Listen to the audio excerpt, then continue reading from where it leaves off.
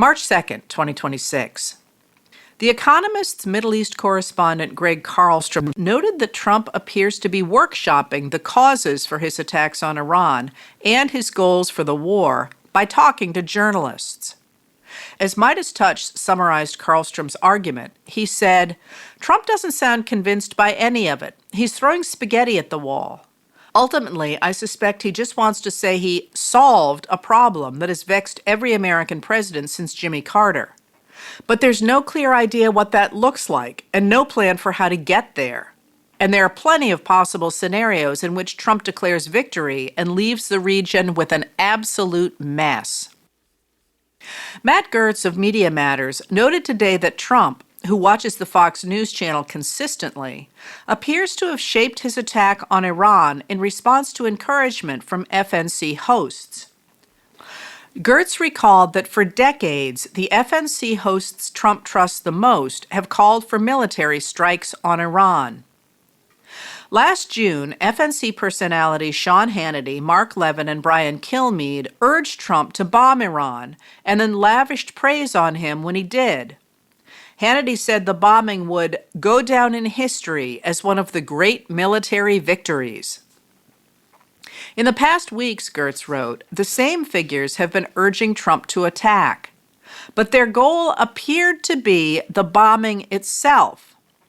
They expected an easy victory without defining what that might look like. According to Kilmeade, the U.S. would lose credibility forever if it didn't hit Iran. On Friday morning, Kilmeade said, "I hope the president chooses to go at it.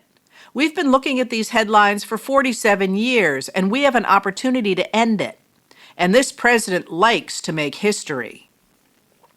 On Friday night, Levin told Hannity, "This president knows right from wrong. He knows good from evil. He knows that this regime is a death cult. And he knows that there's only really two countries that are prepared and willing to put an end to this. We don't need to put up with their crap. It's time to put it to an end." On Saturday, after Trump had started the bombing, Levin said, "Donald Trump did what nobody else could do for half a century. How do you like that? And you know why he did it? Because he loves his country." Trump's strikes on Iran could have had something to do with the increasing heat over the Epstein files, or his fury that the Supreme Court struck down his tariff walls, which were central not only to his economic program, but also to his pressure on foreign governments and companies to do his bidding. Possibly he was responding to pressure from Israel's Prime Minister Benjamin Netanyahu or Saudi Crown Prince Mohammed bin Salman, or both. Whatever their immediate trigger, the strikes fall in line with the ideology of cowboy individualism that began to take over the Republican Party in the 1980s, and which, under Trump, has turned into brutal displays of dominance.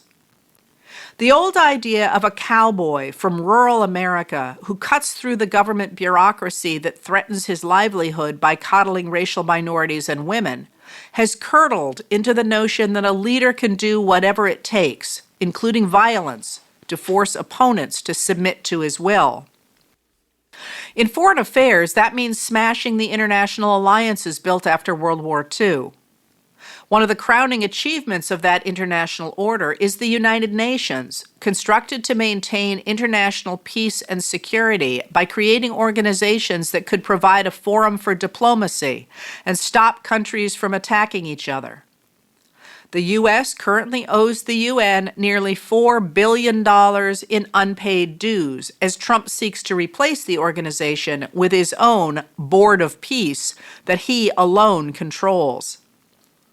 This month, the U.S. holds the presidency of the UN Security Council, enabling it to set the agenda. Today, Trump sent First Lady Melania Trump to chair the meeting, the first time a presidential spouse has done so. Another of the crowning achievements of the post-World War II international order is the Geneva Conventions, which define the legal treatment of non-combatants in war. In his confirmation hearings, Defense Secretary Pete Hegseth refused to tell Senator Angus King, an independent of Maine, who pressed him on the issue, that he would uphold the Geneva Conventions.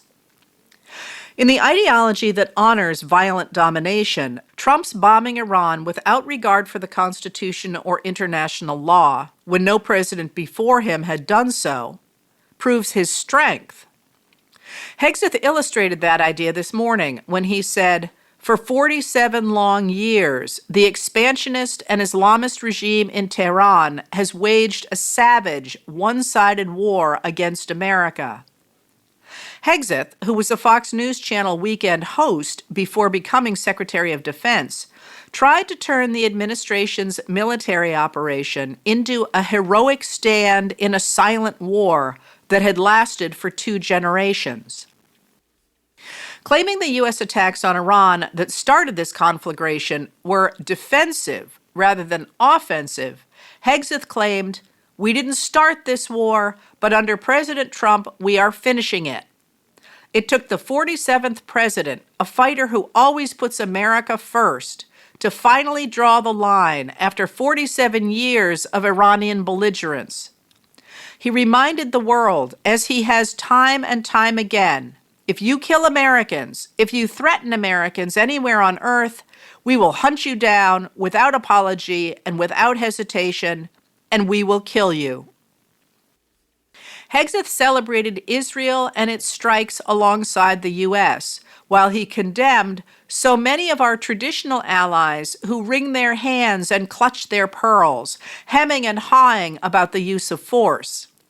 America, regardless of what so-called international institutions say, is unleashing the most lethal and precise air power campaign in history.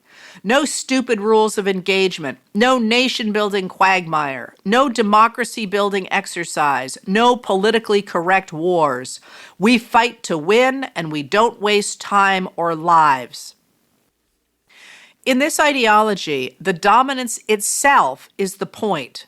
There is no other endgame. But this ideology was always based on a myth that played well on television. 3 days into the attack on Iran, there is increasing scrutiny of the assertions from government officials.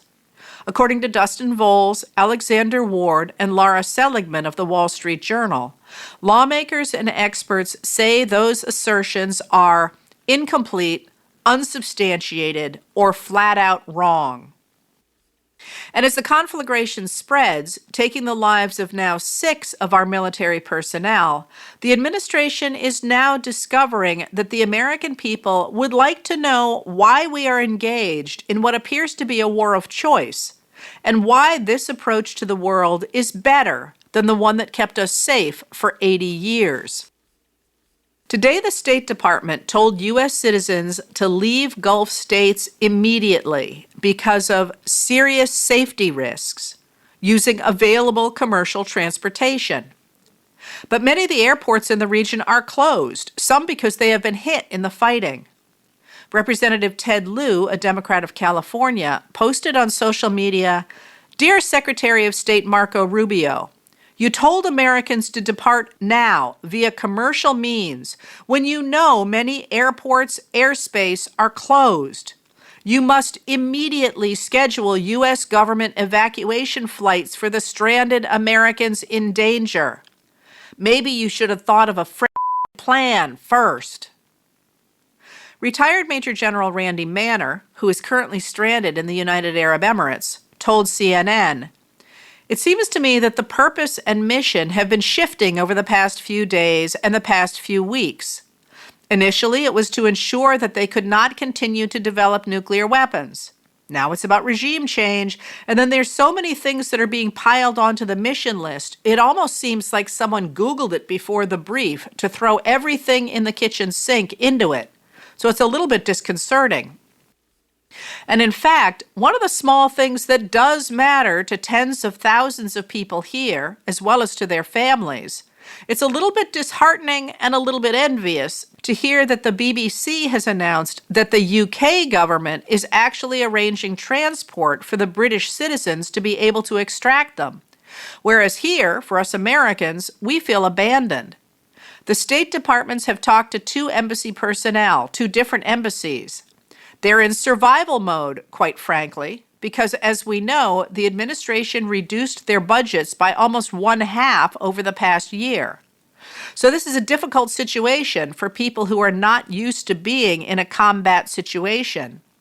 And that, of course, is, quite frankly, probably 99% of the travelers that are here.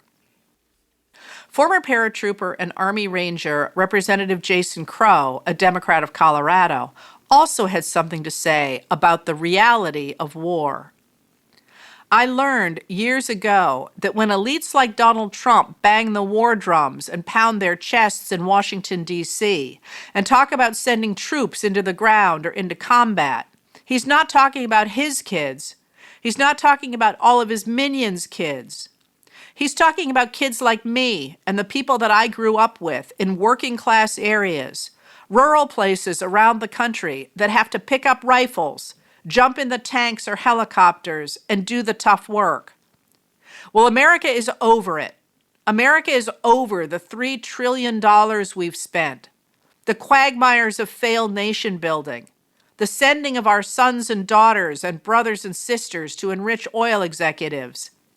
America is over endless adventurism using our military because they want their infrastructure rebuilt. They want affordable health care.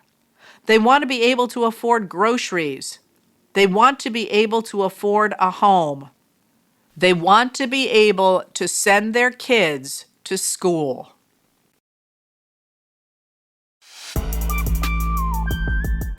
Letters from an American was written and read by Heather Cox Richardson. It was produced at Soundscape Productions, Dedham, Massachusetts. Recorded with music composed by Michael Moss.